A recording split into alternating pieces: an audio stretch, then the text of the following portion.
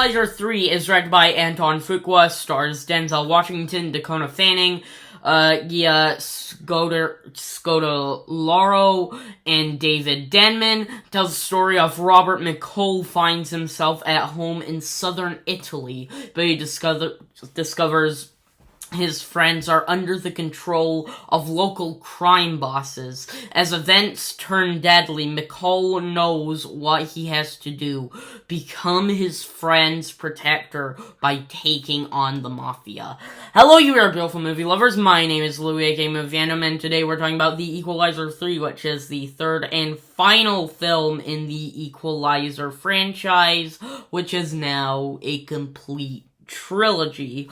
To be exact, I hadn't seen any of them until the beginning of August. I mainly watched them for this movie, and I'm not gonna lie, I really like them, particularly the first, which is still my favorite in the franchise, which, don't get me wrong, none of them are great. I give them all the same grade. Spoiler alert for this. But it is really great. Second movie, I really did enjoy it. The pacing itself, it really does have some pretty big pacing issues, but it is still a lot of fun, and Pedro Pascal does have a pretty good villain performance. And now this movie, I was really excited for it. I recently watched it, and now that I have seen it, I will say I was expecting this to be at least the best in the franchise. I was at least hoping for it. I thought it would have a perfect send-off. And while I will say it does have a lot of heartfelt moments, and I will say the send-off of it, I'll get into that a little later, but I will say that it had a pretty good send-off to this character. Is this the best movie in the franchise? By far, no. It is not the best at all in the franchise. Doesn't mean it's bad? No. I liked this movie, though I was disappointed in it a little bit. Okay, first off, let me just start off with the obvious here. Denzel Washington, he is really great in this movie. Just like the previous two, he just acts perfectly as this character when it's an emotional moment, whether it's any kind of emotion, you feel him, and it also adds to realism for this guy who basically kicks the shit out of everyone. But really, you can tell because of his performance that he is real, that his character is grounded in reality and not mentioned. He is very likable, like in the other two movies, and he just wants to do good in this world.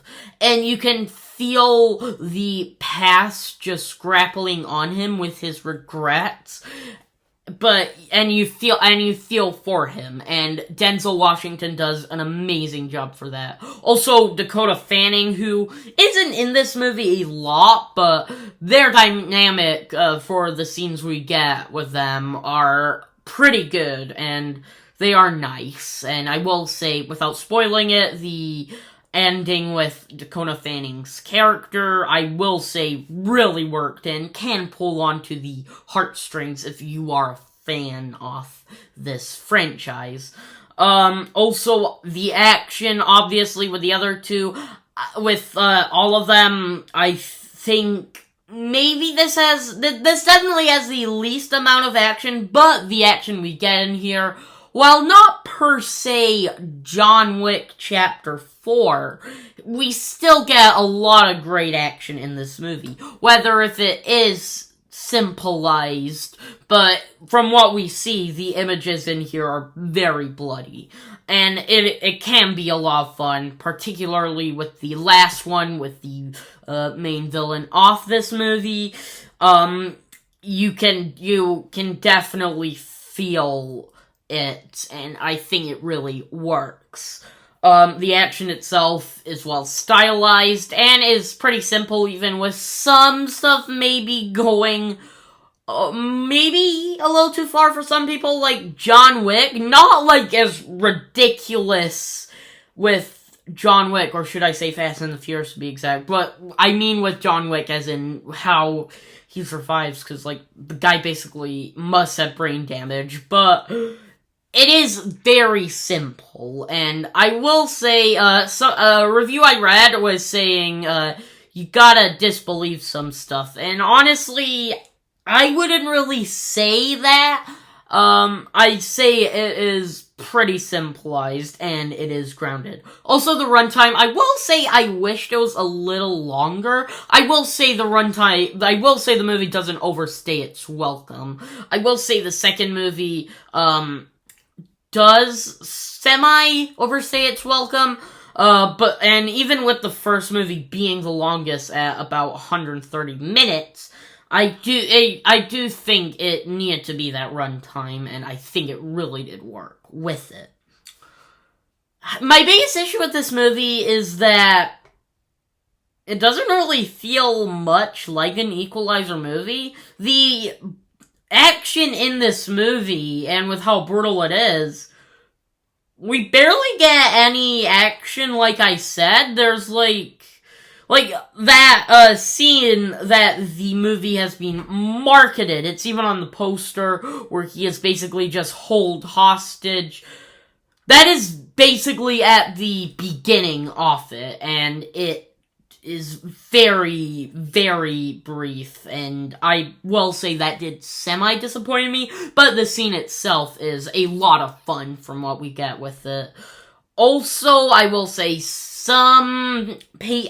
there is some pacing issues with it. Not particularly with the second movie as much, but I will say this does have some pacing issues, mainly with some scenes that sort of overstay its welcome, that is mainly to put in the grounded level for this character, and I will say part of it didn't really work, but overall, I did enjoy this movie. I did like it, and I would see again at home, per se.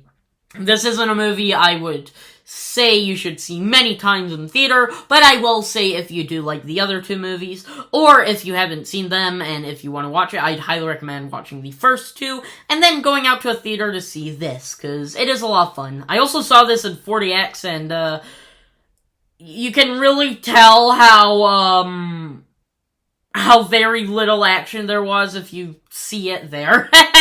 But yeah, overall, while there are some issues with the Equalizer 3, I think it is a pretty good send-off to this character, and it has some nice emotions and some nice action mixed into it. Overall, I give the Equalizer 3 a B.